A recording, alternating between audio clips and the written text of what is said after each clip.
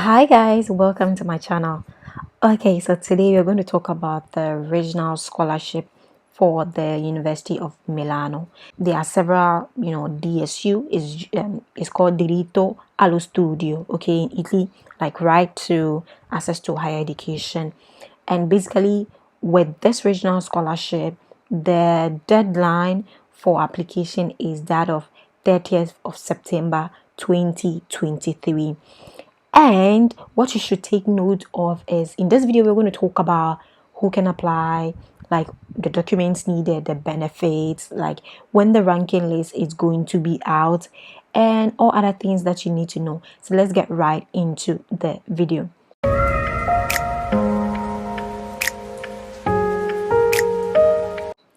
Just like I mentioned, the deadline is 30th of September. I have to put that out there so you guys are aware of. So for this regional scholarship, first off, let's talk about who can apply.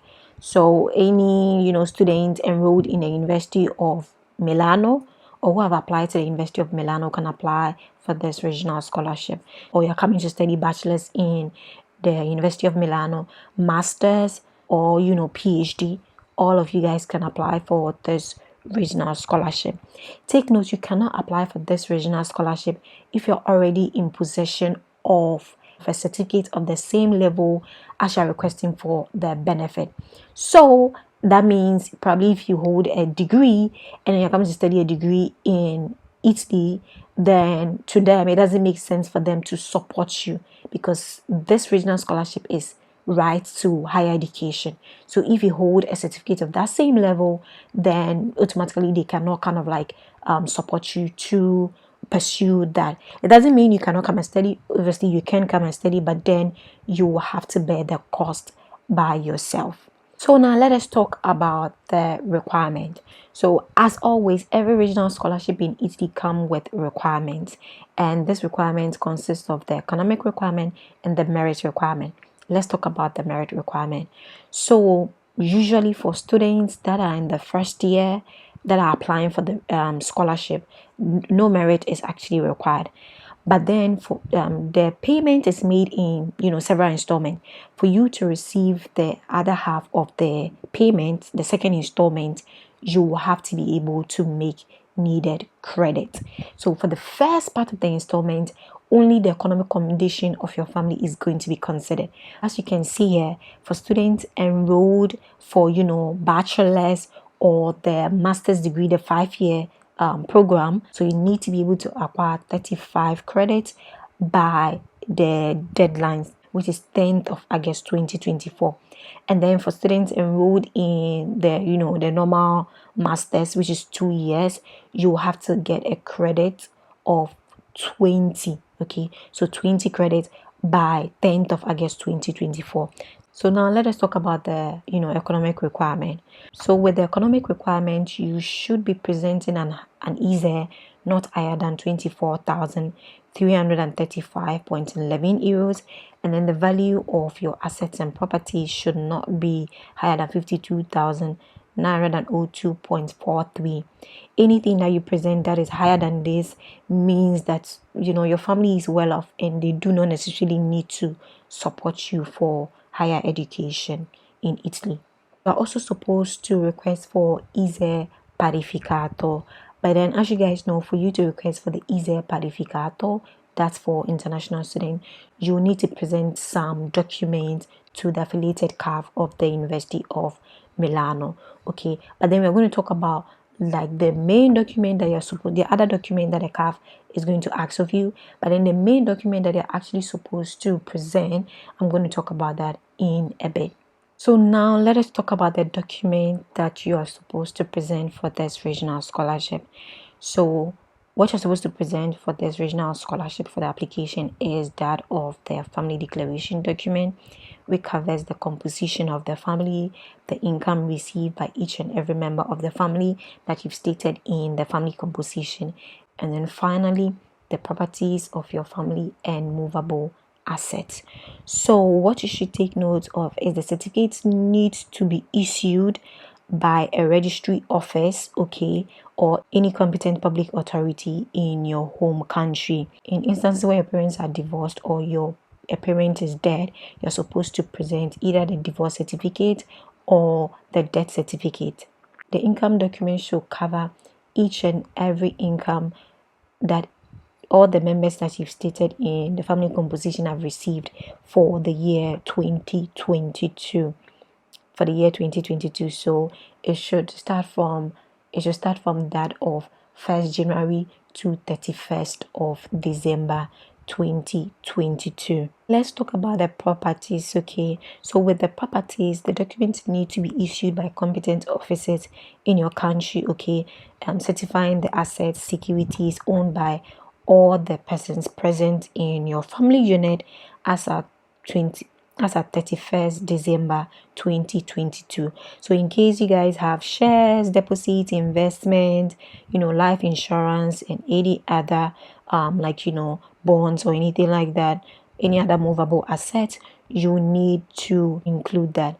And in instances where you guys do not own any assets or properties, then you also need to state it in the scholarship document. In instances where you guys own real estate, like properties, you should get a document from the authorities in your home country, like certifying its value as at the year 31st of December 2022.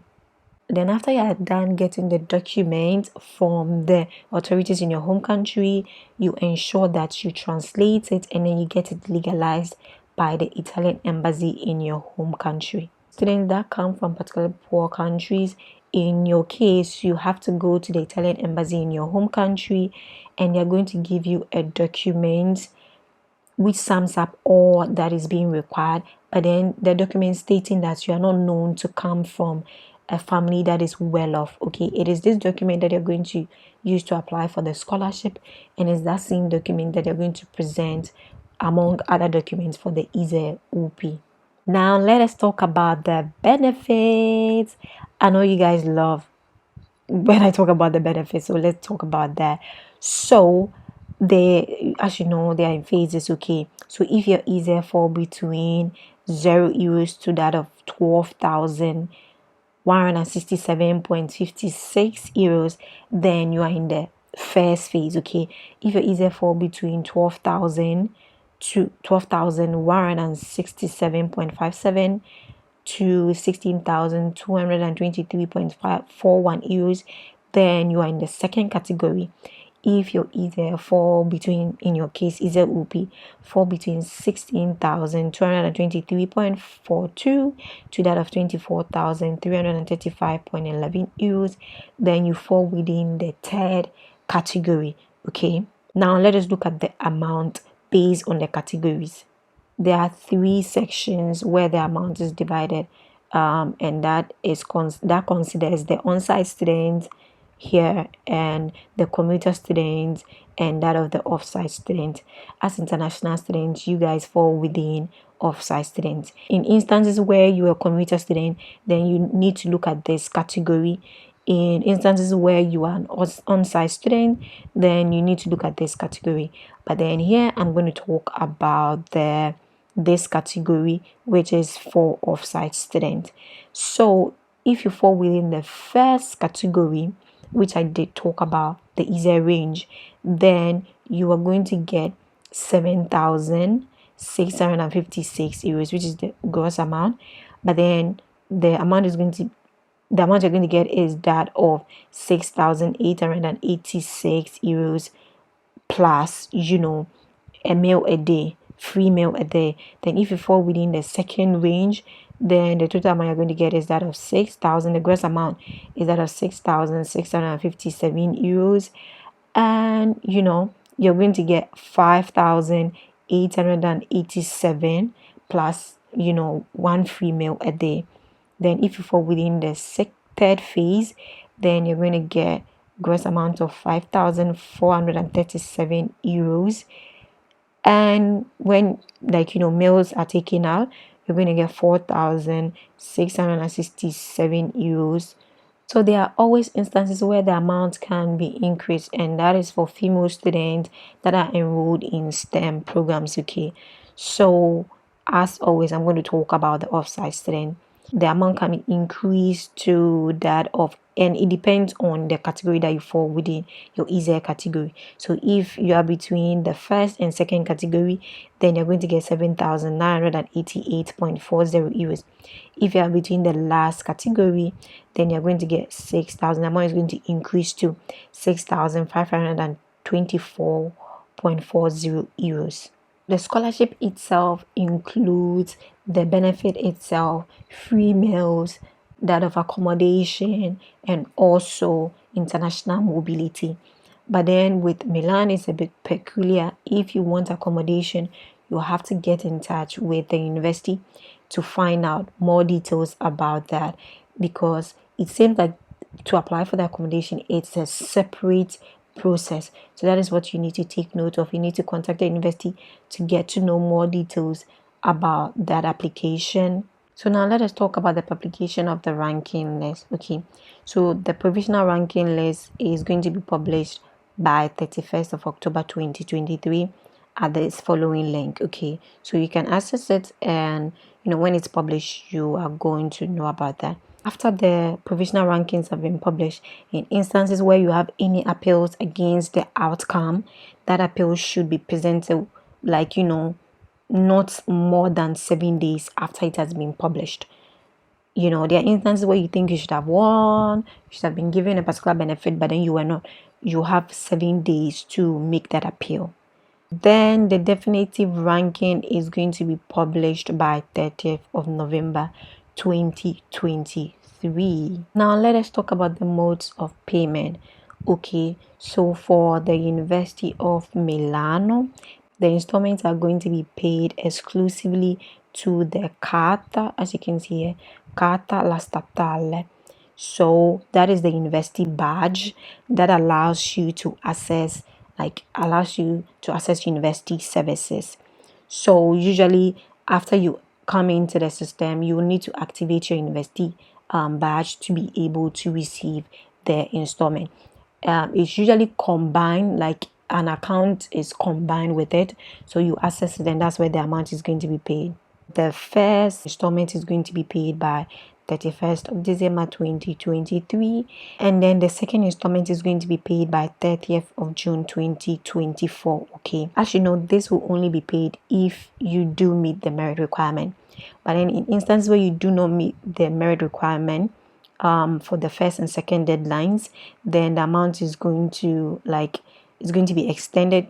It's going to be paid by 31st of October 2024. By then, you should be able to make the needed credit to be able to receive that payment. So that is all for this video. See you in my next video. All the best and happy applying. Bye.